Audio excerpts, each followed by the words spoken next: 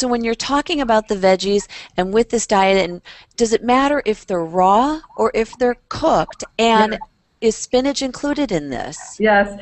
So, there's a lot of interest right now in raw food diets. It turns out that a lot of vegetables and fruits are actually more bioavailable, which means the healthful phytonutrients, whether it's anthocyanins or polyphenols or the healthful chemicals that are in those vegetables and fruits become more available when we cook them.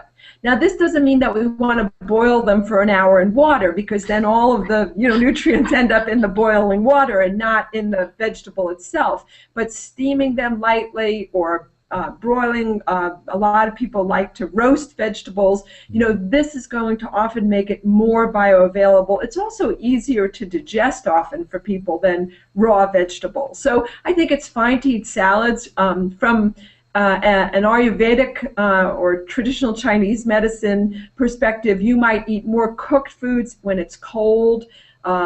You might eat more cooked foods if you're not feeling well. When you're sick, often having broths and cooked vegetables are going to be much easier on your system. But I live in Tucson. When it's 100 degrees in the summer, a raw vegetable salad is perfect. What about stir fry, Victoria? Does stir fry with the right oils, is that a good way to cook things? Absolutely. So stir fry, because you're not overcooking the vegetables. The main important thing there is to not get that oil smoking. When you bring oil to its smoke point, you're creating abnormal and unhealthy byproducts. Victoria, we lost you right at a key moment with the stir fry smoke. Yes.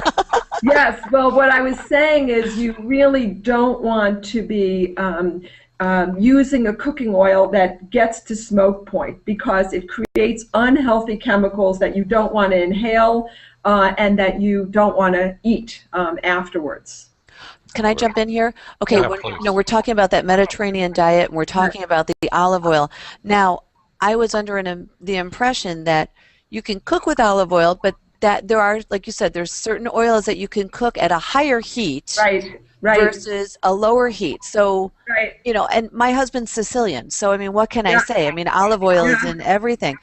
Right. But there are times where all of a sudden I'll be looking and, he's throwing in the garlic and I'm seeing it come to a boil.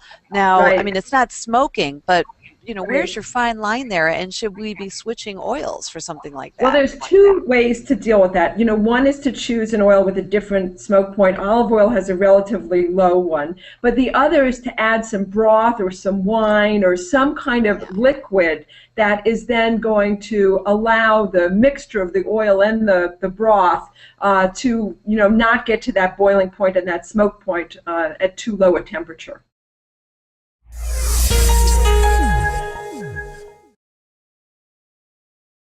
Hi, I'm Dr. Jay Harness, and I want to share with you important information that I believe that every newly diagnosed patient with breast cancer needs to know. I'm a breast cancer survivor. I am a breast cancer survivor. I am a breast cancer survivor. And I want every woman to know About personalized breast cancer treatment and the genomic test. A test that helps guide a woman and her doctor to the best treatment options for her.